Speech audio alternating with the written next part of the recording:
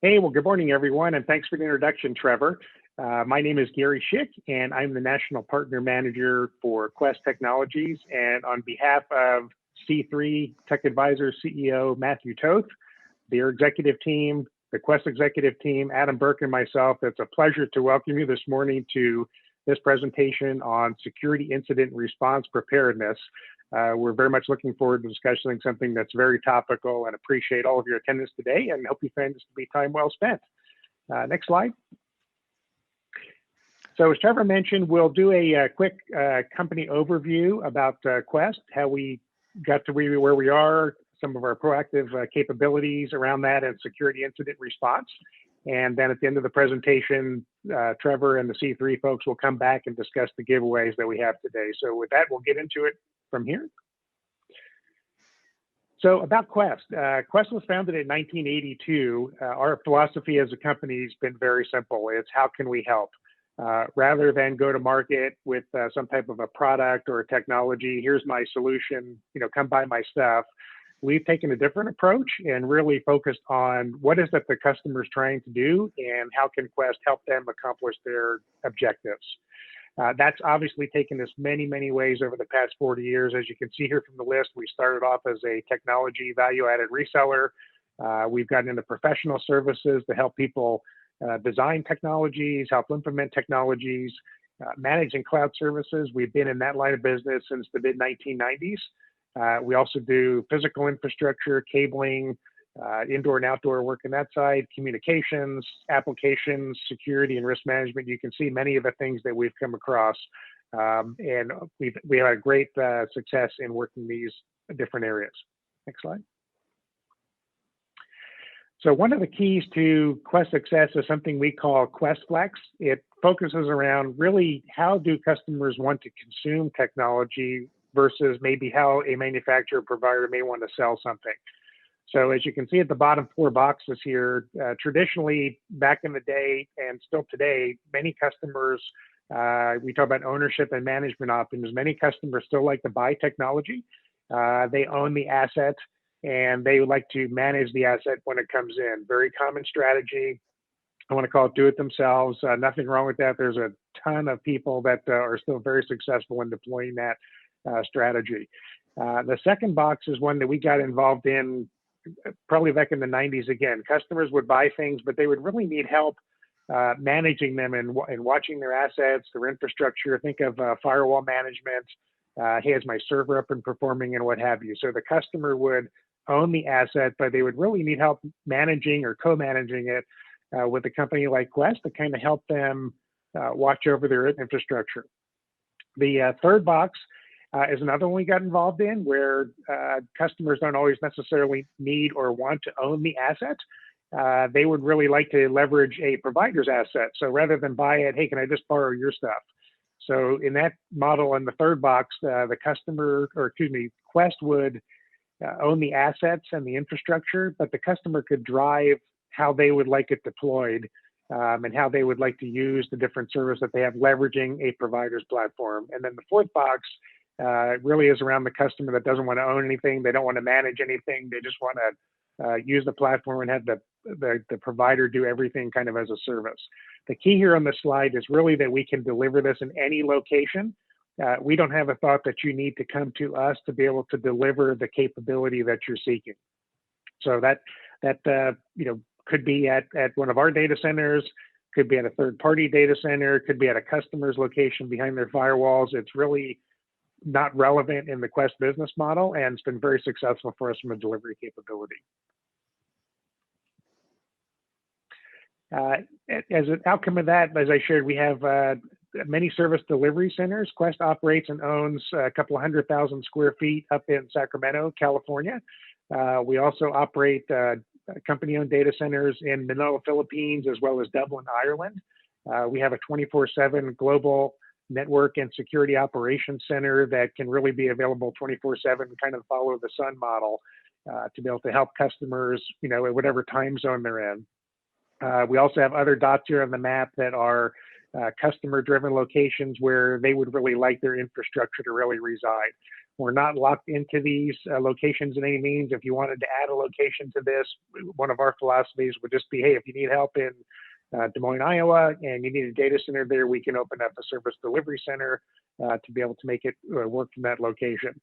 We do have both, as you see in the bottom dot, both end user help desk as well as technical IT support to be able to help in the various aspects of the different customer needs.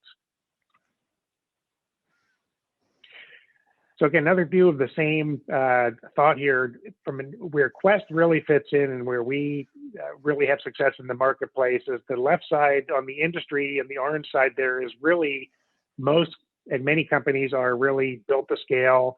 Hey, they're going to standardize on whatever their product or offering is. They build it and sell it, and they kind of sell what they have as the best practice for the provider. Quest, conversely, really, we're really building to suit whatever the customer requirement is. We're going to customize it.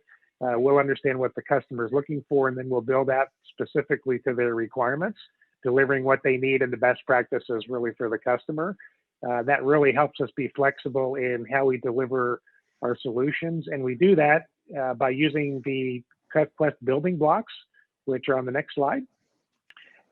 Yeah, so on the Quest capabilities, we operate off of core service pillars. So as you can see here, there are multiple lines of business, I'll call them, that have various building blocks underneath with different services that really allow customers and Quest to really kind of pick and choose from the various aspects of different professional services, maybe they need managed services, disaster recovery, cybersecurity, and really build out different solutions predicated on their specific needs. As you can see here, the cybersecurity practice is something that is critical to customers.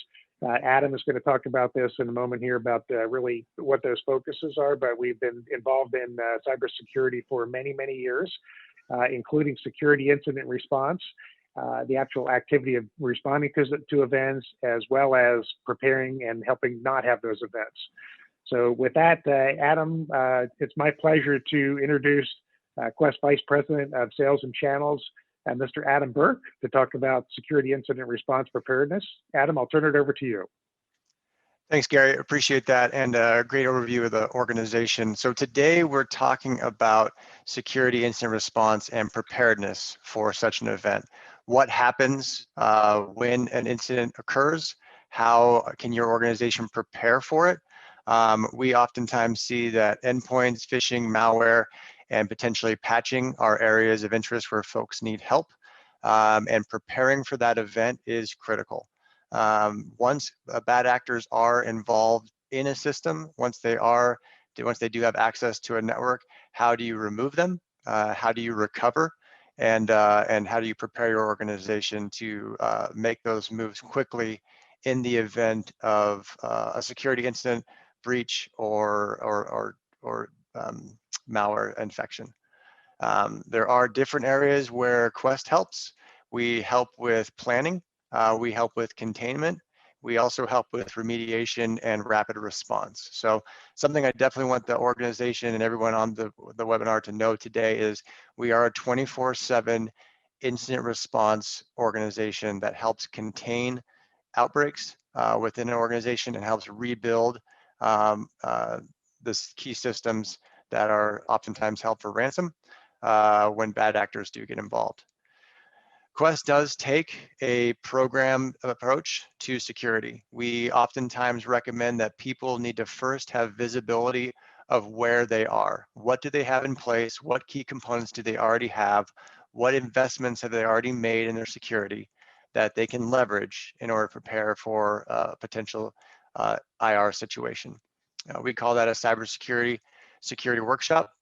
It's a baseline understanding of where an organization is today, what they have available to them, and some good next steps that they can take to prepare and better secure their organization. We also recommend a few easy next steps. We've built a service offering we're going to talk a little bit more about later called Cyber Defense Suite that protects the 3 key vectors of breach that we see from an IR standpoint, and also things like patch management as a service, and just making sure that your systems, code, and infrastructure are up to date. Patch management is critical. It's kind of the daily blocking and tackling that oftentimes can get missed and can be exploited by the bad actors. As you move up the pyramid, there are certainly best of breed, next generation solutions, all the kind of cool stuff that we see at RSA, and hosted SIM and next generation antivirus and EDR and MDR solutions, fantastic stuff. But we oftentimes like to start at the workshop level in order to get a good visibility of where an organization is. Risk management is really what your organizations and your companies need to be thinking about. Incident response, all the malware infections, things we see in the news every day. It's really about risk management, and this is a new type of disaster. So Quest helps in a few different areas, but we try to have a holistic conversation around managing an organization's risk. What are they dealing with? What potential things could happen in their environment? And then how are they going to communicate and deal with that when it happens? So we talked a little bit about the cybersecurity workshop. That's tactically driven at specific technology and tactics and policies around security. Holistically, though, we do take a risk management approach that can also help from a corporate governance standpoint. How are you communicating with your people? How are you communicating with your customers? How are you communicating with anybody who has a vested interest in your organization? And then what steps are you putting in place to work through that crisis? Gary talked a little earlier about our background in disaster recovery and preparedness. A lot of those same moves that build a successful disaster recovery practice are the same risk management strategies that are implemented when preparing for or getting your organization ready for an incident or managing through an IR type scenario. So as you can see here, this is a little bit of our risk management practice. You can tier down into policies. You can get down into, specific tactical firewall reviews and configurations and things like that. And then there's also the physical. Aspect of our people. Do people have access to our data centers? Do people have access to our systems? Are people working remotely? In the pandemic world, are people all dialing in remotely from their home offices? Are they accessing critical systems from the corporate office? How is that governed? A lot of things to go into this, a lot of different areas to peel back, but taking it from a high level risk management standpoint is always a good idea.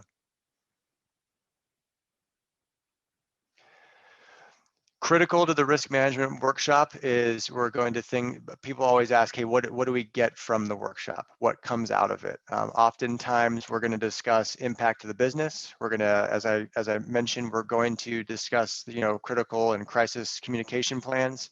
And then at the conclusion of the workshop, you're basically going to get a few mitigation strategies and some areas of process improvement that you might want to take a look at. A lot of different things can come out of the risk management workshop. So outcomes from this are basically planning when we're going through a risk management session. Things like a business impact analysis, security posture assessment, and discussing the disaster recovery plans are going to be critical when we're evaluating risk. Sometimes people often overlook training their end users, but one part of preparedness for incident response and going through IR type scenarios is training your people on what to do in the event something happens. We all grew up doing duck and cover drills and fire evac plans when we're going to school. Those types of things need to happen at the corporate level, at the organizational level, for in the event a cybersecurity incident occurs, what actions are your people taking? Now, the cybersecurity workshop is very exciting. It's a tabletop tactical discussion where we're going to bring in one of our top consultants to sit down and walk through what investments the organization already has, what they've already invested in, and what capabilities do they have at their fingertips already that they can deploy today. There's always more things to buy in security. There's always more things to subscribe to, and that's fantastic. But we love to get involved in organizations and what their capabilities are today and make sure that they're leveraging those through policies and procedures to the best of their ability right now, day one. And then after the workshop, we typically make recommendations on ways to improve what they already have and potentials for making investments of things to improve their security posture. So it's a great executive summary that gives a high level, non-technical assessment of high risk, areas of high risk, areas of high probability, and some low-hanging fruit that can be corrected today. Oftentimes it's simple changes to a few policies, making sure that your administration and your rights and privileges for your users and for different access types are managed. And we help go through all of that. So the cybersecurity workshop really lets organizations know where they might have some gaps and how they can prepare better. Sometimes we uncover things that are serious. There is not a cybersecurity policy in place today. There might be, expertise is moving all the time. We all often hear about cybersecurity expertise shortages in the market. People are moving from job to job. That can happen, and that can lead to a lack of expertise or a lack of knowledge of what's already been put into place. Also, it just helps raise awareness of the current security situation. Couldn't tell you the amount of times we hear, I'm not a large enough organization, or they're going after the big guys, or something why cybersecurity policies should not apply to an organization. That way of thinking is extremely dangerous. All of these threats that we're seeing, the majority of them are automated. That's not the traditional old, hacker in a dark room specifically targeting one database and trying to get through. It's spray and pray across the board, and there are bots scripting out there across, written with scripts to basically automate and look for vulnerabilities. Once they find a vulnerability in any system, they're going to try to exploit it and get in. So the old kind of thoughts of, hey, it doesn't apply to me, I'm not one of the big guys, this isn't necessarily something that's going to hit me. That's an old way of thinking, and people need to evolve with the times and make sure that they understand this affects everybody who touches the internet. Anybody who has any type of digital footprint whatsoever, from a single person shop to Fortune 500 companies, everybody is vulnerable to this. It needs to be taking corrective actions on a daily basis. Follow-up from the workshop is going to give you, a little bit of a security preparedness review. Going to have some policy discussions. Definitely going to provide a few, kind of like we mentioned, hey, what assets do you have in place today that you can continue to leverage and improve upon, and what assets and investments do you need to make to improve your security posture? It could be things like remote connectivity, helping broker access, things like virtual desktops and virtual working sessions, software as a service, SASE type architecture and framework.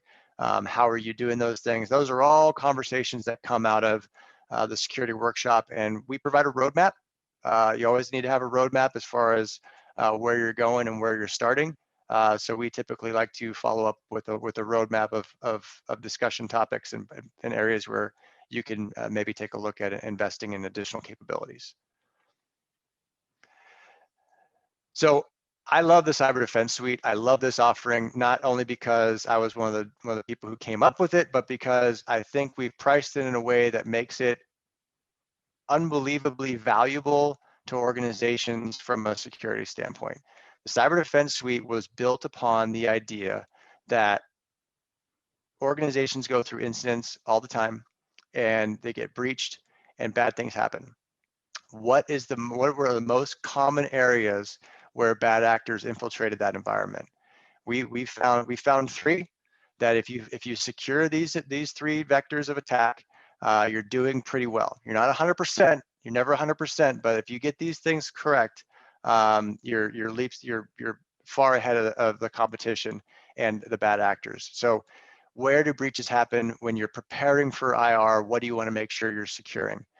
More than 70% come from someone from someone within the company making a bad decision about either falling for a phishing attack or go into a site they shouldn't be on, or some type of it happens at the endpoint. It happens at the end user. So for the Cyber Defense Suite, we secure three aspects. We secure the endpoint. We drop in anomaly-based preventative technology that basically is not signature-based. It's not dependent on prior history. It's anomaly-based next-generation endpoint protection.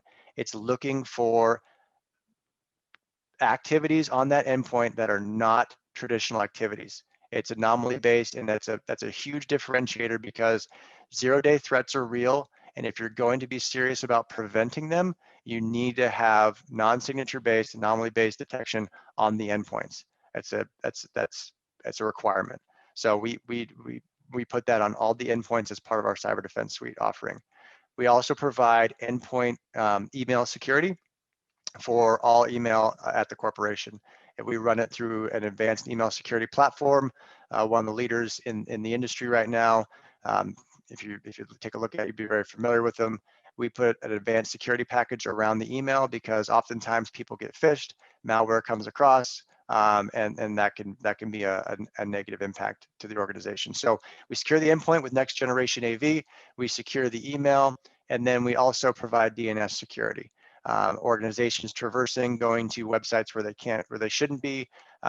We provide DNS security via Cisco Umbrella as part of our cyber defense suite. So 3 things that are critical in the cyber defense suite: you secure the endpoint, you secure email, and you provide Cisco Umbrella for DNS security for the internet. So endpoint, email, and internet. You square those away, you're helping your end users, you're helping your people, you're helping your organization be prepared to avoid a full IR, full ransomware situation.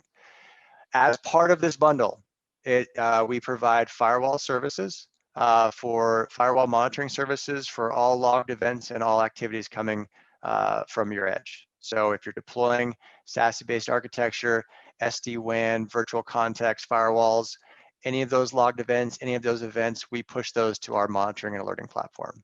That's a fantastic service. When things go wrong, if they go wrong, you need a point of record, you need the logs, you need the history of how it happened and what was traversing your network and how they got in. That's something we see in IRs that people don't always capture. So that's something we want to make sure we're helping invest in for people who subscribe to our Cyber Defense Suite bundle. And we also provide, the last thing here for Cyber Defense Suite is a quarterly vulnerability scan. So just want to make sure you're consistently maintaining your cyber hygiene. And that a way that we do that is through a quarterly vulnerability scan.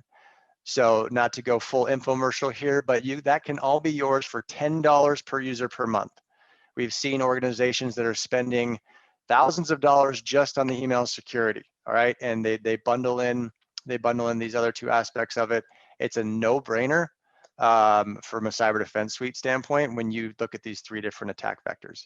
Huge opportunity for the market, huge opportunity for us to help our clients. And this is based on going through hundreds of incident response IR scenarios where clients got hit. We help them with the forensics. We help them kind of figure out where it came in and how it came in. And it's usually one of these 3 vectors. So just to wrap up this one, want to make sure we kind of talk through it. Secure the endpoint, secure email, and secure where people can traverse on the internet, and then monitor what's going on in your edge and do a quarterly vulnerability scan, and you're good to go. All right, so Quest incident response practice. One thing you can always look at preparation, but sometimes people don't prepare and they need help as soon as possible. So we do run a 24/7 emergency response team. We built it as a quick reaction force that can assist organizations day or night, anytime. These situations are typically not planned. So ir@questsys.com or our 800 number will get you access to our incident response team at any time. Now, we also provide preparedness. We provide a workshop and an engagement where organizations can walk through sample scenarios and build out basically an on-call retainer for IR services. It helps with mapping out their plan, helps with mapping out the preparedness for different scenarios, and gives them a roadmap of what to do in the event of an event and how to call, how to escalate, how to communicate those things. So we put together service level agreements based on that client's specific capabilities and their specific requirements for incident response support. Some organizations have an internal SOC. Some organizations have people who can help with forensics. So really the IR SLAs are custom built based on what our clients are looking for from incident response support. It can be everything from documenting the plan to managing the communications to dealing with the bad actors from a negotiation standpoint, to managing the rebuild and the containment activities. As you're going through incident response environments, there's a lot of different components that go into it. You have to contain the threat. You have to deal with the bad actors. You have to communicate with your people. Oftentimes it takes down business operations, so you have to communicate with your customers. If they do have a breach of data, you need to make sure you document what data was removed and what was potentially vulnerable. And then once you have it locked down, once you've communicated, now how are you going to either rebuild in a greenfield environment or remove? So a lot of things to go through there. We love to do workshops and tabletops review of this service, and then we also have kind of an action plan to take organizations through, syndicated synthetic IR type scenarios, so they can kind of role play a little bit and see some areas of weakness they may have. As I talked about, you first have to identify, detect, contain, eradicate, and recover. One of the biggest values I believe Quest brings to market is the experience of that recovery, and being able to bring systems back online in a stable state. That's a huge area where people can sometimes get locked up, is that recovery. We leverage best of breed tools for identification, detection. We go through containment exercises. Sometimes it's not a full incident response. It's just a containment exercise. A few systems were breached, and it gets locked down quickly. And then you go through the eradication, often, rebuilding of clean systems and making sure it's a green zone, kind of a bubble build, and then recovering key systems. So a lot of things to go through on IR, but definitely want to communicate, over this session here, that there is a team in place, and if you ever do need any help, we certainly can.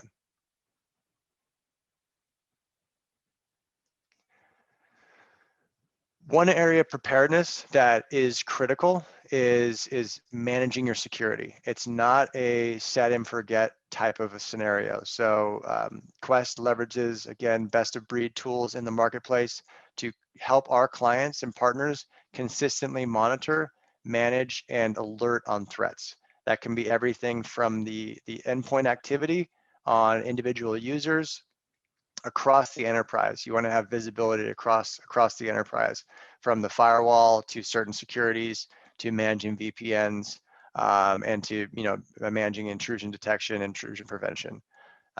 We do a lot of anomaly-based detection, a lot of evaluation of threats. Sometimes you can be overwhelmed if you drop in systems and you drop in management software. You can be overwhelmed with the noise of the events. So another area where Quest helps in our long-standing history as a managed service provider and MSSP allows us to know, okay, what are the critical threats, what's noise, and what do we need to be paying attention to? And it's a constant daily practice around managing alerts, making sure we're communicating with end users about their risks, and constantly using the best tools in the market to do that. But yeah, I mean, that was awesome, guys. I really appreciate you guys' time and doing that